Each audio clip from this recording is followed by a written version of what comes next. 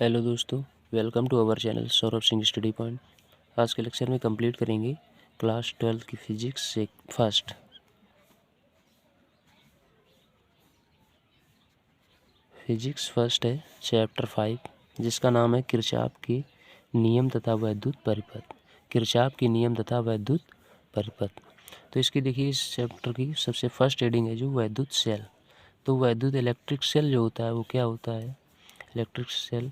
तो electric cell एक ऐसी युक्ति है जो रासायनिक ऊर्जा को वैद्युत ऊर्जा में परिवर्तित करके परिपथ में आवेश के प्रवाह को निरंतर बनाए रखती है।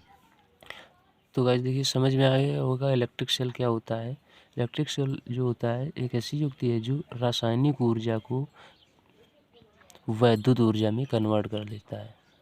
क्या करता है कि रासायनिक ऊर्जा को वैद्युत ऊर्जा में कन्वर्ट कर लेता है और परिपथ में आवेश के प्रवाह को निरंतर बनाए रखता है, यानी कि आवेश प्रवाह की कंटिन्यूटी बनी रहती है। तो यहाँ से देखिए नेक्स्ट हेडिंग है सेल का विद्युत वाहक बल, electric magnetic force of a cell. यहाँ से देखिए कि सेल का विद्युत वाहक बल क्या होता है। तो एकांक आवेश को पूरे परिपथ में, यहाँ से लिखा हुआ है एकांक आवेश को पूरे परिपथ में सेल सहित प्रवाहित करने में। कैसे प्रवाहित करना है? सेल सहित प्रवाहित करने में सेल द्वारा दी गई ऊर्जा को सेल का विद्युत वाहक बल कहते हैं। इसे ई से प्रदर्शित करते हैं, कैपिटल ई से प्रदर्शित करते हैं। यदि परिपथ में क्यू आवेश प्रवाहित करने में सेल द्वारा दी गई ऊर्जा W है, तो यदि जब क्यू आवेश प्रवाहित करने में सेल को दी गई ऊर्जा क्या है? W है, तो E = W/Q, ये इसका फार्मूला होता है सेल का विद्युत वाहक बल। यहाँ से देख सकते हैं यदि परिपथ में Q आवेश प्रवाहित करने में सेल द्वारा दी गई ऊर्जा W है, तो E = W/Q। अगर इसकी यूनिट की बात करें तो यूनिट देखिए इसका वर्क है, तो यहाँ से जूल, और आवेश है तो इसका कूलाम। तो जूल पर कूलाम, या फिर इसको वोल्ट भी यूनिट होता है। क्या होता है? वोल्ट। अब यहाँ से इसकी वीमा की बात करें तो वीमा देखिए mL2T-3 A-1 होगी। यहाँ से अगर निकालें तो देखिए जूल की वीमा होती है mL2T-2 और आवेश की वीमा होती है क्या? AT।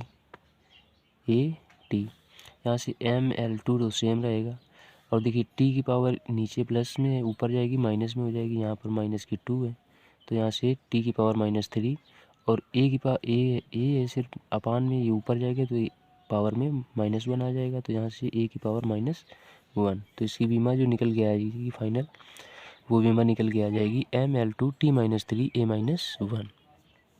तो गाइस ऐसा करते हैं, समझ में आ रहा होगा। समझ में आ रहा तो वीडियो को लाइक कर दें, चैनल को सब्सक्राइब कर लें, ताकि ऐसी वीडियो हमारे आप तक आसानी से पहुंच सके। और वीडियो का लिंक दोस्तों तक जरूर शेयर करें ताकि उनकी भी हेल्प होती रहे। आइए देखते हैं नेक्स्ट। देखिए इसमें नोट इम्पोर्टेंट पॉइंट है विद्युत वाहक बल सदिश राशि। कैसी राशि? विद्युत वाहक बल एक सदिश राशि है जिसकी दिशा ऋण आवेश से धन आवेश की ओर होती है। याद रखिएगा, जिसकी दिशा ऋण आवेश से धन आवेश की ओर होती है। अब देखिए नेक्स्ट हेडिंग। देखिए नेक्स्ट हेडिंग है टर्मिनल विभवांतर। क्या है? टर्मिनल विभवांतर। किसी परिपथ के टर्मिनल पोटेंशियल डिफरेंस। क्या होता है पोटेंशियल डिफरेंस? टर्मिनल।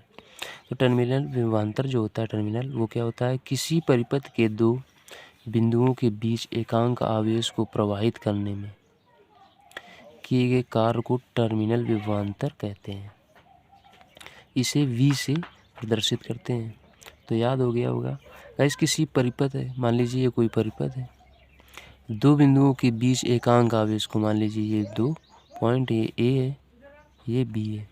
एकांक आवेश को मतलब Q आवेश को इस परिपथ में प्रवाहित करने में, इस परिपथ में Q आवेश को प्रवाहित करने में जितना वर्क करना पड़ेगा वही उसका टर्मिनल विभवांतर होगा। क्या होगा? वही उसका टर्मिनल विभवांतर होगा। तो यहाँ से आप फार्मूले में देख सकते हैं V = W/Q। मात्रक इसका सेल का विद्युत वाहक बल का जो मात्रक होता है वही इसका जूल पर कूलाम या वोल्ट। वीमा इसकी सेम रहेगी mL2T-3 A-1।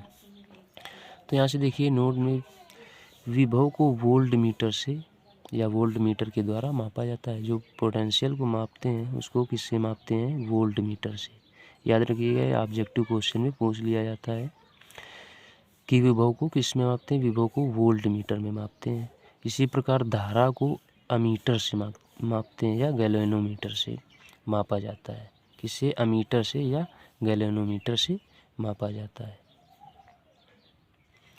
देखिए यहाँ से नेक्स्ट हेडिंग है सेल का आंतरिक प्रतिरोध। क्या है सेल का आंतरिक प्रतिरोध? क्या होता है? सेल के घोल में धारा के मार्ग में, मतलब सेल के अंदर जो घोल होता है उस घोल में धारा के मार्ग में, जो धारा उसमें प्रवाहित होती है सेल में, उसके मार्ग में उत्पन्न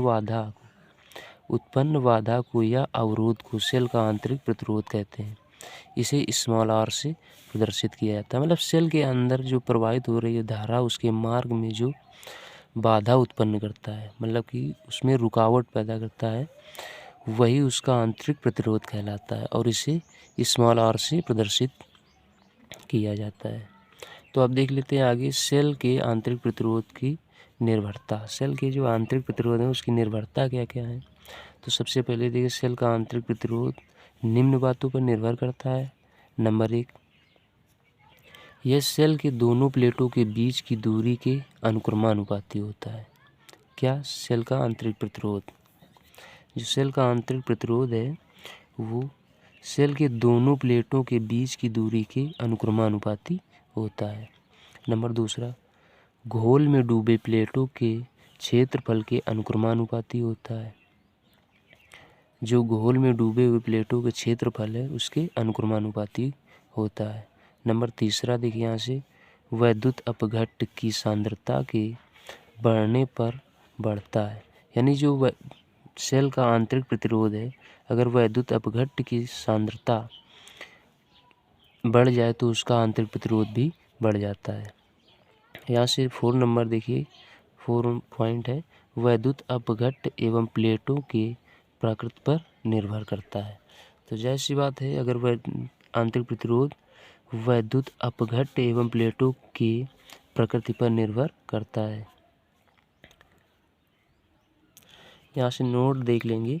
नोट, सेल का आंतरिक प्रतिरोध नियत नहीं रहता है। देखिए सेल जो होता है उसको जैसे जैसे प्रयोग किया जाता है वैसे वैसे उसका आंतरिक प्रतिरोध क्या होता है? बढ़ता जाता है और एक स्थिति में सेल डिस्चार्ज हो जाता है, मतलब चार्ज होना बंद हो जाता है। जब उसका आंतरिक प्रतिरोध बहुत ज़्यादा बढ़ जाता है तो सेल काम करना बंद कर देता है। तो वही यहाँ पर लिखा है सेल का आंतरिक प्रतिरोध नियत नहीं रहता है। जैसे जैसे सेल का प्रयोग करते रहते हैं वैसे वैसे सेल का आंतरिक प्रतिरोध बढ़ता रहता है। जितना ही सेल यूज़ करेंगे उसका आंतरिक प्रतिरोध वैसा बढ़ रहा है और आंतरिक प्रतिरोध के धारा के मार्ग में अवरोध बनकर खड़ा रहता है जिससे धारा प्रवाहित ना हो। तो गाइस आज का लेक्चर यहीं तक रखते हैं, मिलते हैं नेक्स्ट लेक्चर में। गाइस अगर वीडियो पसंद आए हो तो लाइक कीजिएगा, चैनल को सब्सक्राइब ज़रूर कर लें। मिलते हैं नेक्स्ट लेक्चर में। थैंक यू, जय हिंद।